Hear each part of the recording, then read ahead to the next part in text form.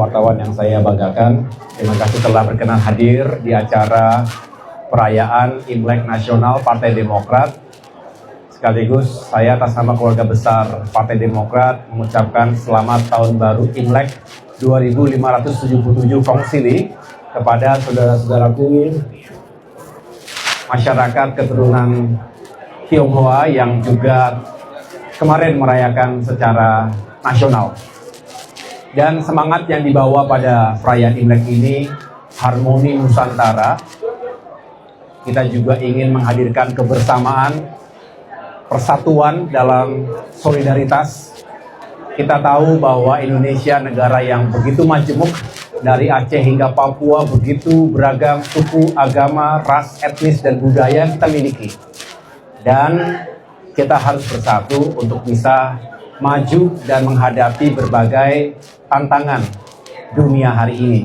Partai Demokrat kokoh pada jati dirinya sebagai partai nasionalis religius yang juga ingin terus menjadi rumah besar yang nyaman bagi semua.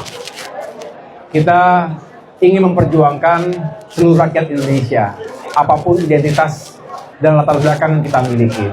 Oleh karena itu sungguh berbahagia pada acara perayaan Imlek ini kami bisa bersilaturahim, menyapa banyak komunitas Tionghoa yang datang dari berbagai penjuru tanah air, berbagai latar belakang profesi yang kemudian tentunya kita harapkan ini terus menjadi bukan hanya tradisi bagi Partai Demokrat, tapi menjadi pengingat bahwa dengan bersatu kita bisa kokoh dan sekaligus membawa kebaikan-kebaikan untuk masyarakat dan negara kita.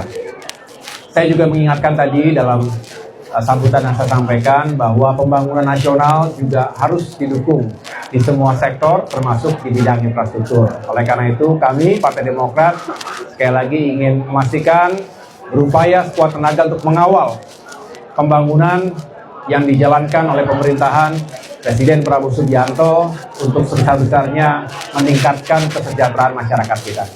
Terima kasih.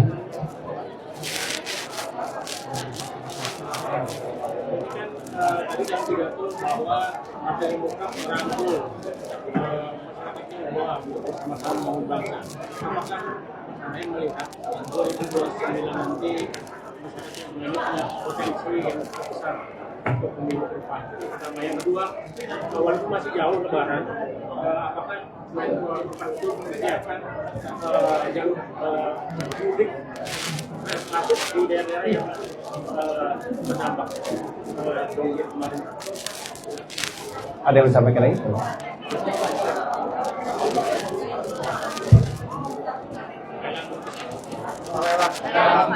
Oh, terima kasih. Ya, yang pertama sebetulnya tidak ada hubungan kaitan langsung dengan politik ya. Karena Demokrat itu tidak hanya memperjuangkan politik praktis seperti yang memang menjadi salah satu indikator keberhasilan sebuah partai. Kita ingin menang pemilu misalnya, ingin menang pilkada, ingin menambah kursi, menambah suara, dan lain sebagainya. Tapi acara hari ini tidak ada kaitan terkait itu. Mengapa? Karena kami ingin merayakan persatuan dalam keberagaman. Kalaupun kemudian semakin berkembang spirit ini dan kemudian diterima dengan baik oleh saudara-saudara kita, apapun sekali lagi identitasnya termasuk komunitas Tionghoa, tentu kami senang. Kami membuka dengan tangan terbuka, menerima dengan tangan terbuka, dan tentunya berharap kita bisa terus bersinergi dan berkolaborasi. Nah, kemudian tadi juga masih dalam semangat kolaborasi dan solidaritas. Benar, Pak SBY sekarang ini kan sebagai seorang seniman, seorang pelukis. Beliau tentunya memiliki peran sebagai Ketua Majelis Tinggi Partai Demokrat dan menjadi mentor untuk kita semuanya. Tapi beliau sebagai seniman juga terus mengekspresikan diri beliau, termasuk kecintaan terhadap negeri, terhadap keindahan alam, termasuk untuk kemanusiaan, melalui guratan-guratan lukisan yang indah. Dan tadi spesial untuk merayakan momen Imlek tahun kuda api ini, beliau membuat lukisan kuda api yang semangatnya adalah energi, kemudian juga kekuatan, kerja keras, transformasi yang ingin kita hadirkan untuk Indonesia yang semakin maju dalam balutan kedamaian, keindahan. Karena Indonesia harus tetap damai, harus tetap rukun dan bersatu. Jadi tadi kemudian beliau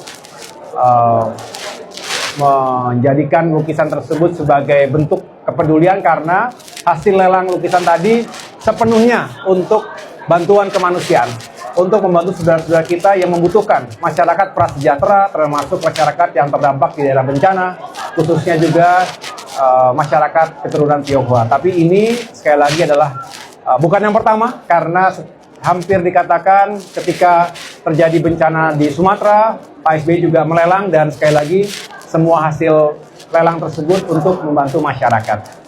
Nah, yang terakhir pertanyaan tentang persiapan Lebaran, tentu kami dalam kapasitas sebagai Menteri Koordinator Bidang Infrastruktur dan Pembangunan Kewilayahan bersama jajaran kementerian teknis yang terkait, termasuk Kementerian Perhubungan, Polri, khususnya Korlantas, dan masih banyak lagi yang Kementerian Pekerjaan Umum, mempersiapkan agar lalu lintas mobilitas selama mudik nanti, baik pada saat mudik maupun arus balik, ini berjalan dengan lancar, aman, dan menyenangkan, termasuk berupaya untuk mengurangi harga tiket transportasi di udara, penerbangan, maksud saya penerbangan udara maupun juga di kapal dan kereta, termasuk diskon tarif tol.